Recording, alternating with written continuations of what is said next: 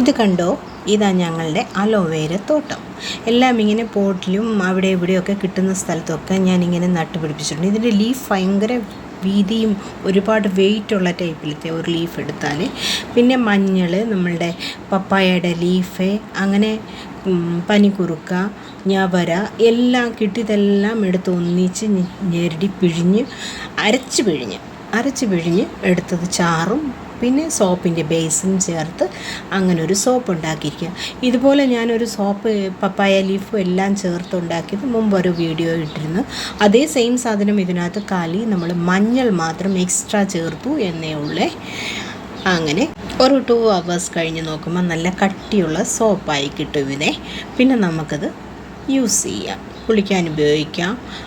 മഞ്ഞളുള്ളത് കൊണ്ട് ഫേസിൽ ഉപയോഗിച്ചാൽ ചിലർക്കൊക്കെ പിരികമൊക്കെ ചെമ്പിച്ച് പോവുകയോ അങ്ങനെയൊക്കെ ചെയ്യും. ഈ വീഡിയോ ഇഷ്ടപ്പെട്ടാൽ ലൈക്കും ഷെയറും സബ്സ്ക്രൈബും ചെയ്തേക്കണേ. ഒപ്പം തന്നെ നിങ്ങൾക്കത് ആർക്കെങ്കിലും ഇഷ്ടപ്പെട്ടാൽ വേണമെന്ന് പറഞ്ഞാൽ സോപ്പ് ഞാൻ കൊറിയറിൽ അയച്ചു തരാം. കൊറിയർ ചാർജ് കൂടെ എനിക്ക് തന്നാൽ മതി, ഞാൻ അയച്ചു തരാം. ഒരു 10 സോപ്പെങ്കിലും ഒന്നിച്ച് വാങ്ങിക്കുമ്പോഴേ എനിക്ക് കൊറിയർ അയക്കാനെ കൊണ്ട് പറ്റത്തുള്ളൂ.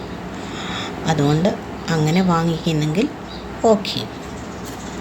ഇഷ്ടപ്പെട്ടാൽ എന്തായാലും ഇതൊന്ന് ലൈക്കും ഷെയറും സബ്സ്ക്രൈബും ചെയ്തേക്കണേ എൻ്റെ ചാനൽ. ഓക്കെ.